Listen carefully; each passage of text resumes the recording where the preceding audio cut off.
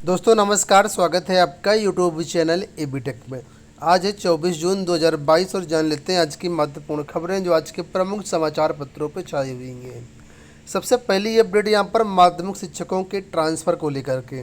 आप लोग जानते होंगे राजकीय माध्यमिक विद्यालयों में जो भी प्रधानाचार्य हैं, प्रधानाध्यापक हैं, एलटी ग्रेड टीचर हैं या प्रवक्ता, उन सभी के ट्रांसफ़र के लिए आज से आवेदन प्रक्रिया शुरू होने जा रही है।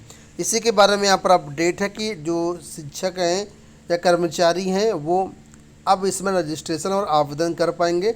आवेदन 26 जून तक किए जा सकेंगे, यानी 24, 25, 26 3 दिन समय मिलेगा और इसके बाद विभिन्न प्रक्रियाओं से गुजरते हुए 30 जून तक स्थानांतरण आदेश जारी कर दिया जाएगा। इसमें देखा जाए तो एक तरीके से फाइनल मेरिट बनेगी कई सारे गुणांकों के आधार पर। उसके बाद जो मेरिट में टॉप पर आएगा उसी का ट्रांसफ़र होगा और अधिकतम 10% कर्मचारियों का ही यहाँ पर ट्रांसफ़र होगा। ट्रांसफ़र करने के लिए ये वेबसाइट यहाँ पर दी गई। इस वेबसाइट पर ऑनलाइन आवेदन प्रक्रिया आज से शुरू होगी। इसके अलावा हमारी वेबसाइट governmentjobcenter.com पर भी आपको आवेदन के लिए लिंक मिल जाएगा। वहीं पर बहुत से शिक्षक ऐसे हैं जो ये चाह रहे हैं कि यहाँ पर म्यूचुअल ट्रांसफ़र का भी विकल्प रखा जाए, क्योंकि यहाँ पर म्यूचुअल ट्रांसफ़र का कोई भी विकल्प नहीं रखा गया और जो शिक्षक है इसकी मांग कर रहे हैं। इसके अलावा शासनादेश में 31 मार्च 2019 के बाद जो नियुक्त वाले टीचर हैं उनको ये शामिल नहीं किया गया, मतलब ये लोग ट्रांसफ़र नहीं करवा सकते हैं। इस पर भी जो शिक्षक हैं उन्होंने अपना विरोध जो है जताया है। इसके बारे में यहाँ पर देखो सारी अपडेट दी गई है कि राजकीय शिक्षक संघ बढ़ाना गुट ने शर्तों का विरोध किया है। मांग किया कि प्रतिस्थान यदि पद से हटने पर दूसरा आए की शर्त की जगह पारस्परिक स्थानांतरण की व्यवस्था की जानी चाहिए, अन्यथा ज़्यादातर राजकीय विद्यालय में प्रत्येक विषय एक ही पद होने से रिक्तियाँ देखेंगे ही नहीं, तो आवेदन कैसे किया जा सकेगा। मतलब यहाँ पर ये व्यवस्था है कि अगर किसी विद्यालय में एक ही टीचर है तो वहाँ पर उस टीचर का ट्रांसफ़र नहीं हो सकता। इस तरह कई सारी शर्तें हैं। देखा जाए तो यहाँ पर बहुत ज़्यादा लोगों का फ़ायदा नहीं होगा। हाँ, जो ज़रूरतमंद हैं और अच्छी मेरिट में है उन्हीं का ट्रांसफ़र यहाँ पर हो पाएगा। कुछ दिन पहले एक नई भर्ती के बारे में अपडेट आई थी, प्रवक्ता पुस्तकालय। उसके बारे में देखिए यहाँ पर आज फिर से अपडेट है कि सेवा नियमावली के इंतजार में फंसी प्रवक्ता पुस्तकालय भर्ती। सेवा नियमावली के इंतजार में प्रदेश के राजकीय महाविद्यालयों में प्रवक्ता पुस्तकालय के पदों पर भर्ती 6 माह से अटकी हुई है। उच्च शिक्षा निदेशालय की ओर से पदों का रिएक्शन शासन को भेजा जा चुका है, लेकिन भर्ती प्रक्रिया सेवा नियमावली बनने के बाद ही शुरू हो पाएगी।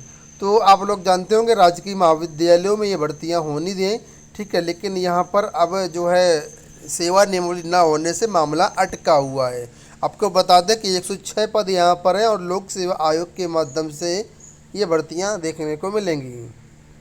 अगली अपडेट है दरोगा भर्ती को लेकर के। लिखा है दरोगा भर्ती की एसआईटी जांच अखिलेश यादव ने मांगी है, जो कि पूर्व सीएम थे। उसी के बारे में यहाँ पर अपडेट है कि उत्तर प्रदेश 2021 की दरोगा भर्ती प्रक्रिया की उच्च स्तरीय निष्पक्ष जांच एसआईटी से करा करके दोषियों के विरुद्ध कठोर कार्रवाई करने की मांग की गई है। उनका कहना है कि परीक्षा रद्द करके पुनः दरोगा भर्ती आयोजित कराई जाए ताकि दरोगा जैसे महत्वपूर्ण पद पर योग्य अभ्यर्थियों का चयन हो पाए। आप लोग जानते हैं कि बहुत दिन से छात्र इसकी मांग कर रहे हैं, लेकिन भर्ती प्रक्रिया का फाइनल रिजल्ट तक जारी कर दिया गया, लेकिन इस पर कोई महत्वपूर्ण जाँच नहीं करवाई गई। पॉलिटेक्निक को लेकर के अपडेट है कि यहाँ पर जो परीक्षाएँ हैं, ठीक है, तो उसके बारे में यहाँ पर अपडेट है कि पॉलिटेक्निक परीक्षा कल प्रवेश पत्र नहीं निकल रहे। राजकीय अनुदानित और निजी पॉलिटेक्निक में होने वाली सम सेमेस्टर की परीक्षा 25 जून से शुरू होनी है, लेकिन छात्रों को एडमिट कार्ड निकालने में काफ़ी समस्या आ रही है। ठीक है, तो 25 जून से इसकी परीक्षाएं शुरू हो रही, छात्र परेशान हो रहे हैं। लोक सेवा आयोग के अंतर्गत जीआईसी प्रवक्ता भर्ती के कई विषयों का रिजल्ट जारी हो चुका और इसमें कल जो है जीआईसी प्रवक्ताओं के जो डीवी शेड्यूल है उसकी डेट यहाँ पर जारी कर दी गई है।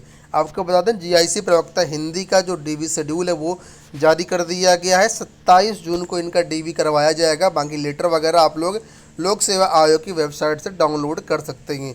अब तक देखा जाए तो 1006 प्रवक्ताओं का चयन कर दिया गया, जिसमें 14 विषयों का प्रोग्राम अब तक जारी हो चुका है। ठीक है, आने वाले दिनों में कुछ और विषयों के प्रोग्राम जारी होंगे। अगली अपडेट है यहाँ पर असिस्टेंट प्रोफेसर भर्ती को लेकर के। तो लोक सेवा आयोग से अपडेट है कि राजकीय मेडिकल कॉलेजों और राजकीय महाविद्यालय जीडीसी के अंतर्गत लोक सेवा आयोग के माध्यम से असिस्टेंट प्रोफेसर की भर्तियां आई हुई थी, तो इनका जो साक्षात्कार है लिखा है 29 और 30 जून को करवाया जाएगा। बुलावा पत्र वेबसाइट पर अवेलेबल है।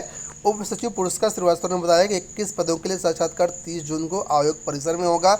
वहीं उच्च शिक्षा के तहत राजकीय महाविद्यालयों में अर्थशास्त्र के 5, गृह विज्ञान की 1 और दर्शन शास्त्र के 1 पद पर भर्ती होनी है। तीनों विषयों के 7 पदों के लिए इंटरव्यू जो है 29 जून को 9 बजे से होगा। वहीं पर प्राविधिक शिक्षा विभाग के अंतर्गत पॉलिटेक्निक कॉलेजों में वेब डिजाइनर के 12 पदों पर प्रवक्ता का जो साक्षात्कार है वो 29 जून को होगा। उत्तर प्रदेश में होमगार्ड विभाग में 32,000 पद रिक्त हैं और लगातार इन पदों पर भर्तियों की बात कही जा रही है, लेकिन कई वर्षों से यहाँ पर भर्तियाँ नहीं आई हैं। उसी के बारे में अपडेट है कि होमगार्ड विभाग में कई वर्षों से 32,000 पद रिक्त है, लेकिन अभी तक इस पर कोई प्रक्रिया आगे नहीं बढ़ सकी है। होमगार्ड विभाग में आखिरी बार प्रयागराज में भर्ती का प्रयास किया गया था। प्रक्रिया पर सवाल उठने के बाद भर्ती पूरी निरस्त कर दी गई थी और संबंधित कमांडेंट को निलंबित करने के बाद बर्खास्त कर दिया गया था। उसके बाद से अब तक भर्ती शुरू नहीं हो पाई है। शासन स्तर पर भी ये कोशिश की जा रही है कि जिस तरह से पुलिस कर्मियों की भर्तियाँ प्रोन्नति बोर्ड के माध्यम से हो रही हैं, उसी तरीके से होमगार्ड भर्ती के लिए भी अपना भर्ती बोर्ड बने या फिर पुलिस भर्ती बोर्ड से ही होमगार्ड मुख्यालय स्तर से भर्ती प्रक्रिया शुरू की जाए। लेकिन यहाँ पर भर्तियाँ अभी नहीं हो पाई हैं। खाली पड़े लगभग 33,000 पदों को भरने का कई बार प्रयास किया गया, लेकिन ये प्रयास विफल रहा है। अगली अपडेट यहाँ पर है वन स्टॉप सेंटरों की भर्ती के बारे में। लिखा है कि महिलाओं और बेटियों को बेहतर सुविधाएं देने और उनकी समस्याओं का तेजी से निराकरण कराने के लिए प्रदेश सरकार वन स्टॉप सेंटर खोलने जा रही है। इसके तहत कई जिलों में निर्माणाधीन 36 भवनों का काम जल्द पूरा होने के साथ ही 26 जिलों में वन स्टॉप सेंटरों में करीब 252 पदों पर भर्तियाँ की जाएंगी। इसके अलावा मिशन वात्सल्य के तहत भी 136 पद भरे जाएंगे। इसके लिए 6 महीने की समय सीमा तय की गई है। तो कुल मिलाकर के नए जो सेंटर खुल रहे हैं महिलाओं के लिए, यहाँ पर भर्तियाँ होंगी और महिला कल्याण विभाग ने सीएम के सामने पूरी इसकी कार्य योजना भी पेश की है। तो आने वाले 6 महीनों के अंतर्गत ये भर्तियाँ देखने को मिलेंगी।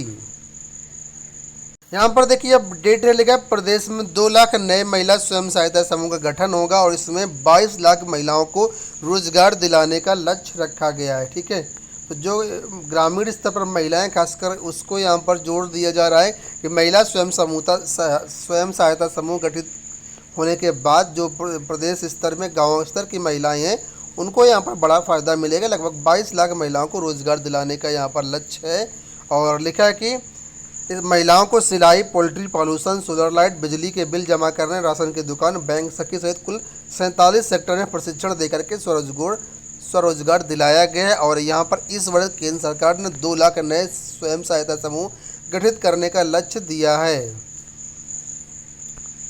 यहाँ पर देखिए एक बड़ी अपडेट और है, लिखा है 5 लाख रोजगार और 7500 करोड़ रुपए निवेश का लक्ष्य। टेक्सटाइल हब बनाने की तैयारी है उत्तर प्रदेश को।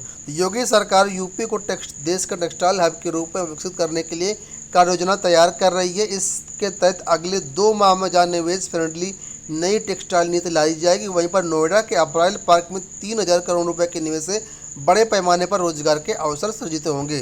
कुल मिलाकर के 5 लाख रोजगार टेक्सटाइल हब से जुटाने की तैयारी सरकार कर रही है। देखना ये होगा कि वाकई में ऐसा हो पाता है या केवल पेपर में ही न्यूज़ सिमट के रह जाती है।